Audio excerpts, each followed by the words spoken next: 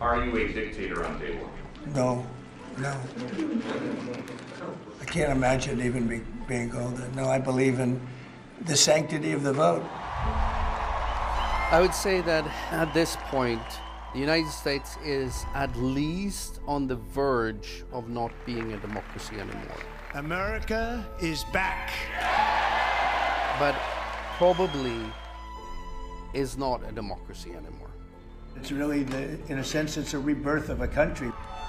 We're talking about a democracy that sees a significant decline in quality. You could reasonably argue we're already an autocracy given the aggression by the Trump administration, but if not, we're clearly in backsliding territory.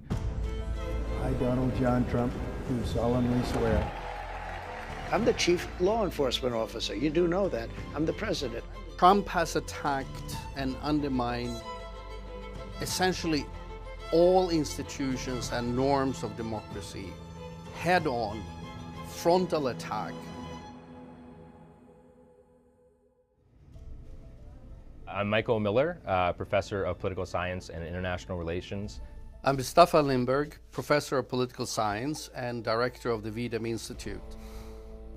Ze doen al jaren onderzoek naar democratieën, verkiezingen en autocratieën wereldwijd. Yeah, the last 25 years, the world has been in this increasing wave of autocratization, increasing number of countries that are autocratizing. Almost all of them have been going very slowly about it. And the difference with Trump is that he goes very fast.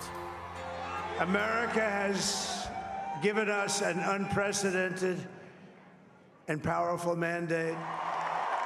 Trump has, in his first 100 days, managed to do almost equal amount of damage to democracy in the United States that it took Modi in India 10 years to accomplish, or Erdogan 8 years in Turkey before doing away with democracy, or Orban in Hungary about 8-9 years as well. So it's gone very, very fast. What do you say to those who believe you are taking the country down an authoritarian path? Well, there you go again. Why don't you ask it a different way? It's far more aggressive, in my opinion, than what you saw in Hungary, India, Turkey, which was a much more steady erosion. This is just very sudden, very aggressive, very all-encompassing. I think we had a great 100 days. There are a lot of people that say it was unprecedented. It was an absolutely unprecedented 100 days. And I hope that they're going to be right. How you doing? I'm proud he's back. I wish he could run from now on. Oh, he's doing great. How much better could he do? I'm a rare voice in this county. This country's constitutional democracy is in peril. We all get along just fine. No, we don't. We hate him. Well, they don't say it to my face. No, we do all the time. Actually, they do say it to my face all the time. I just said it to your face. Shut up.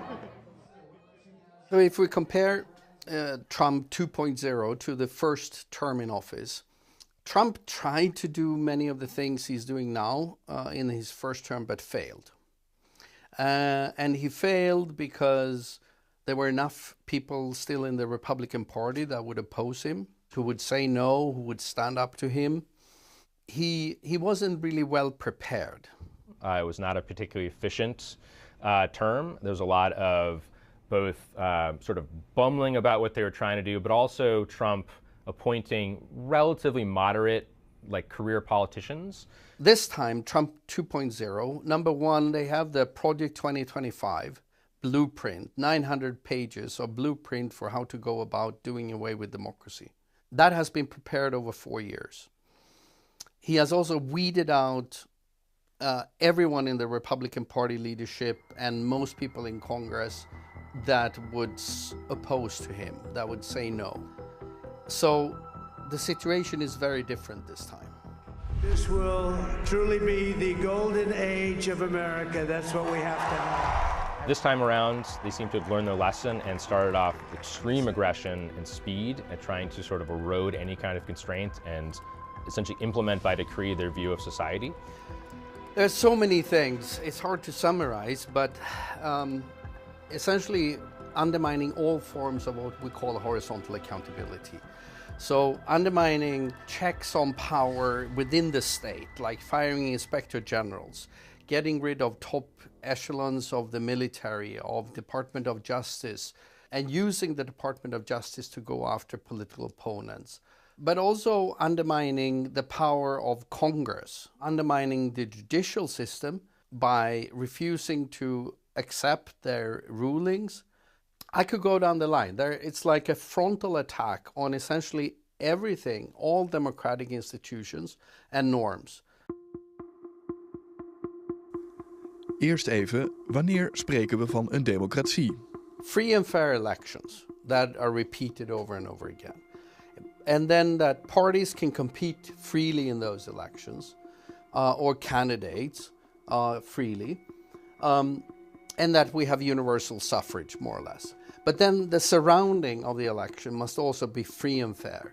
So freedom of media, freedom of expression, freedom of association, civil society, universities, and so on need to be also free to voice their opinion, channel opinions, and advocate for different segments of the population. Under no circumstances, you are promising America tonight, you would never abuse power as retribution against anybody. Except for day one. Except Look, what? he's going crazy. Except for day one. Are you a dictator on day one? No. I can't imagine even being golden. No, I believe in the sanctity of the vote. The Democrats didn't because they cheated like dogs, but I believe in the sanctity, and this was too big to rig. This last election was just too big to rig. Trump is inmiddels meer dan 100 dagen onderweg. En de onderzoekers die wij spreken zien beide dus een duidelijke trend. De democratie brokkelt af. I would call it electoral autocracy. Oftewel, een land dat zich voordoet als democratie met eerlijke verkiezingen en vrijheid van meningsuiting. But enough of these rights and freedoms are suppressed enough that it no longer qualifies as a democracy. Iran has elections, Singapore has elections, Russia has elections. It's important not to mistake multi-party elections and some freedoms for democracy in functioning. We're ushering out the long reign of special interests and the radical left lunatics, and we're ushering in the golden age of America. That's what we have. Want ook al is Donald Trump eerlijk gekozen, de macht die hij naar zich toetrekt is volgens experts ongekend.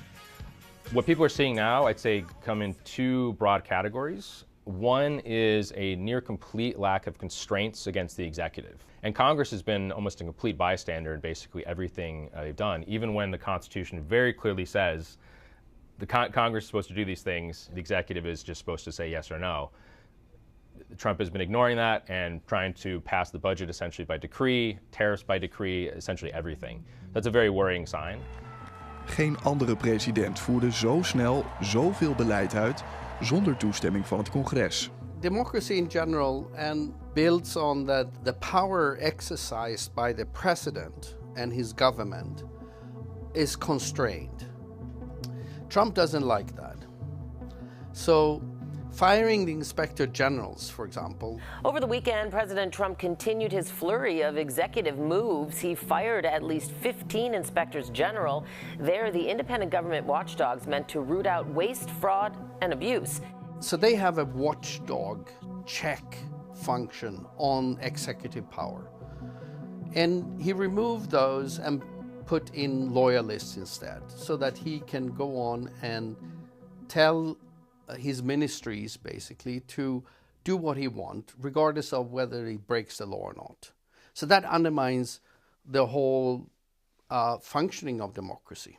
We are stopping their gravy train, ending their power trip. The other broad category is essentially the use of state power to try to punish enemies, reward friends, and try to essentially control society. And telling thousands of corrupt, incompetent, and unnecessary deep state bureaucrats, you're fired. Get the hell out of here. You're fired. Get out of here. It's sort of a CEO mindset.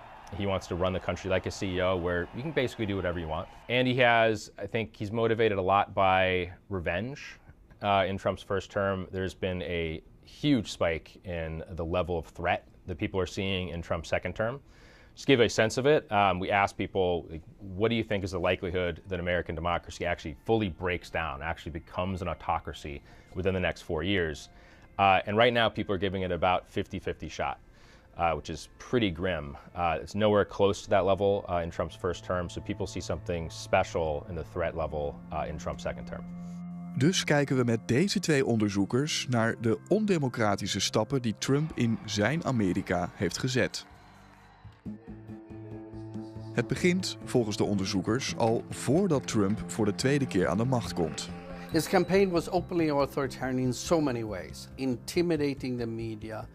To get me, somebody would have to shoot through the fake news. And I don't mind that so much. Talking about the terrorist criminals that were convicted for attempting a coup and the Capitol Hill's January 6th Capitol Hill storming attack, and calling them national heroes. They were there with love in their heart. That was an unbelievable, and it was a beautiful day. They invaded Congress, they beat up policemen, and they threatened to kill the vice president. So it's a complete opposite to democracy. Now, Trump pardoned these on his first day in office. So this is a big one. We hope they come out tonight, frankly. Mainstream media, get back. How does it feel to be back out? I got nothing to say. All I know is the election was noticed. And front seat. And then how did it work? They took you out of your cell? My door at 11 o'clock at night and said, "Pack your shit, man. You're getting out of here." So I was like, all right, don't tell me twice. It sent a message to members of Congress and judges in the courts and legal firms and everyone else who is thinking of opposing Trump, that, hey, I have these guys behind. I don't know what they're going to do. I can't control them. Tell Ryan to get back here in the truck. Fuck you. Get back, bitch. Is there any issues? Yeah, you. They have shown they are willing to use violence, political violence, to further Trump's cause. So it's also a way to intimidate actors that could constrain Trump's power. En na die eerste dag zet Trump die lijn door. They're trying to put out a message that no one is safe, that if you form any kind of real opposition to Trump, they're going to figure out a way for the federal government to punish you. And as soon as everyone gets that message and sort of bows down, freedom is essentially gone. You don't have to actually prosecute everyone. As long as everyone recognizes the threat and obeys ahead of time, the job is done. En die politieke tegenstanders worden niet alleen aangeklaagd, maar de regering Trump dreigt nu ook met ontslagen en bezuinigingen. We're back with more DoD reforms. This one is General and Flag Officer Reductions. That's the official title. My title is Less Generals, More GIs. It's purging the military from individuals that you cannot count on being loyal to you. Here at the Defense Department, we continue to relentlessly pursue the president's agenda. A false gender identity divergent from an individual's sex cannot satisfy the rigorous standards necessary for military service. It was challenged in court, and of course, we appealed. And 2 days ago at the Supreme Court, our policy was upheld. It's a standard tool for wannabe dictators to purge the military. You need the military to be on your side if it comes to it, right? As a tool of state oppression. It's a long list of things that are just outspokenly authoritarian. En die lijst gaan we af. Want naast het helpen van politieke medestanders en het uit de weg ruimen van politieke tegenstanders, rammelt Trump ook stevig aan de fundamentele pijlers van de Amerikaanse democratie. We need to build a movement to fight back. Are you going to help me do that? He seems to be borrowing a playbook from Orban in Hungary, who expended a lot of effort targeting universities and controlling them. Opponents in civil society, like all the universities, there are now 60 investigations against universities. Harvard has gotten all their funding cancelled. Trump dwingt universiteiten om in toenemende mate zijn ideologie over te nemen, omdat ze te links en liberaal zouden zijn. Ze moeten onder meer diversiteitsbeleid afschaffen, studenten screenen op anti-Amerikaanse waarden en demonstrerende studenten harder aanpakken. Wie weigert, wordt gekort. Which suggests that political disagreements could be used as a basis to pose what might be an existential threat to so many educational institutions.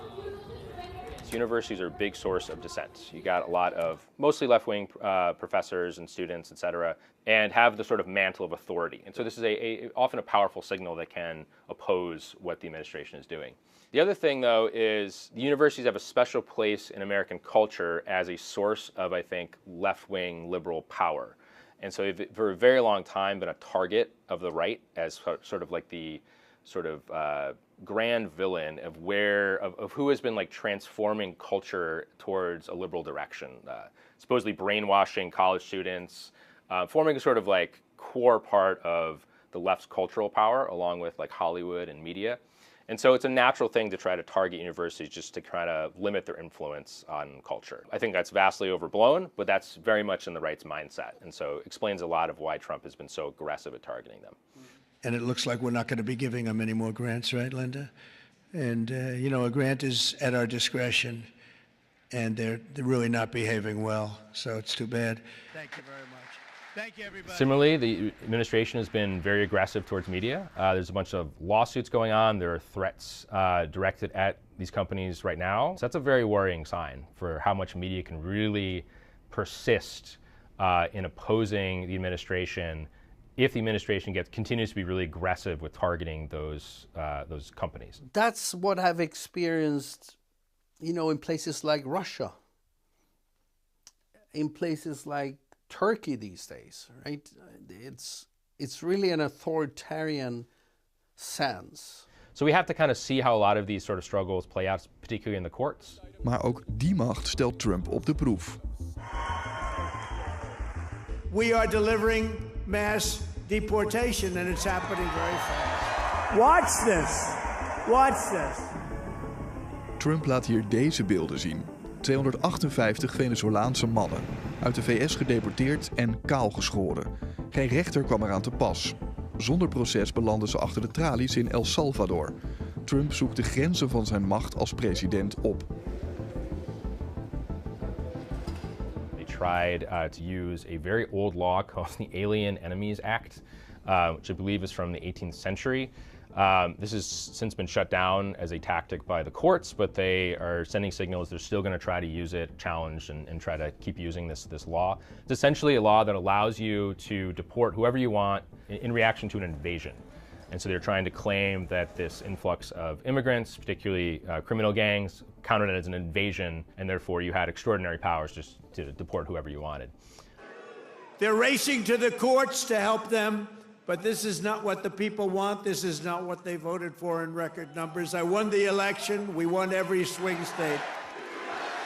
It is very tempting to just say, why be constrained by the law? You feel like you know who the criminals are, you want to handle crime, everyone wants to reduce crime. And so it's very tempting to say, forget the trials, forget the due process, let's just jail everyone who's a threat. Kilmar Abrego Garcia wordt het gezicht van de uitgezette Venezolanen.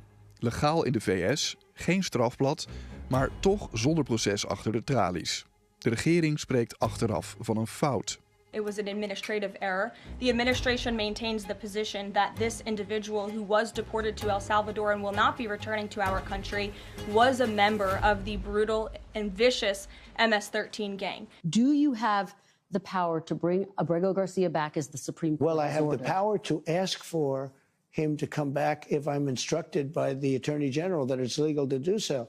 But the decision as to whether or not he should come back will be the head of El Salvador. He's a very capable man. In this case, they completely short-circuited due process, deported someone who was here legally at the time to essentially a foreign gulag. They admitted it was a mistake. It was not done legally. It was actually a mistake, and have refused to correct it. To be clear, it's not just this one man, right? It's a posture of how the administration wants to treat an entire class of people.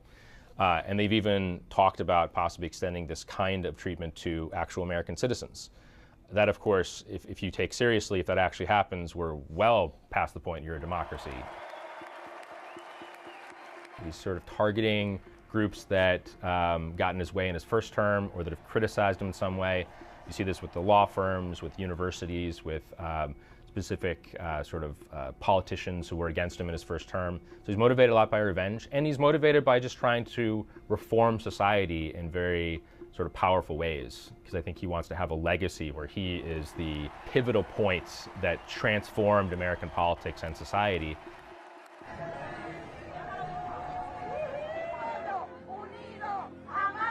We know that popular mobilization would be really important, like lots of people out in the streets demonstrating. En dat gebeurt de laatste tijd al.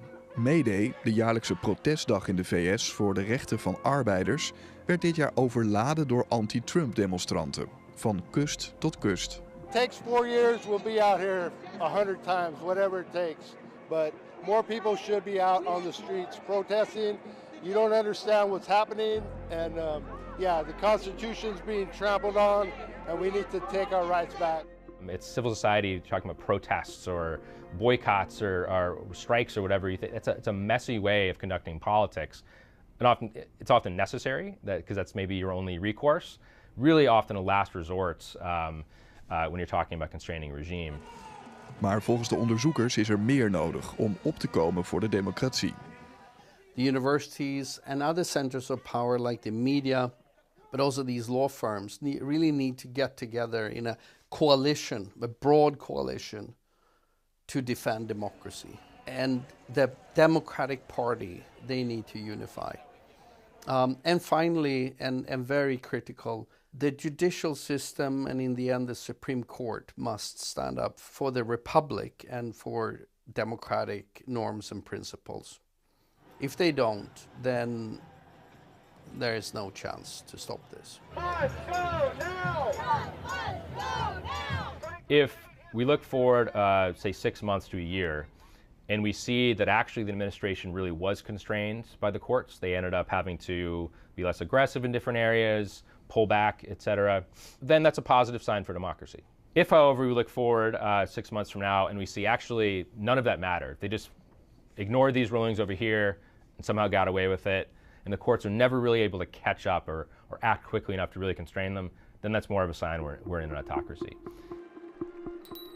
Trump knows, and his team, they know, they only have until the midterm elections in 2026, because the midterms can lead to the Democrats taking control again of at least the House and maybe the Senate as well. So that's going to be the real pivot point. Can Democrats win the legislature back? If they don't, then I think we'll continue to see serious decline. If they do, there's going to be a period of major contention. It's going to be better for democracy. So they need to move fast to undermine especially the power of Congress enough and make Trump that authoritarian leader enough before the midterms so that the midterms become irrelevant. That's what I fear.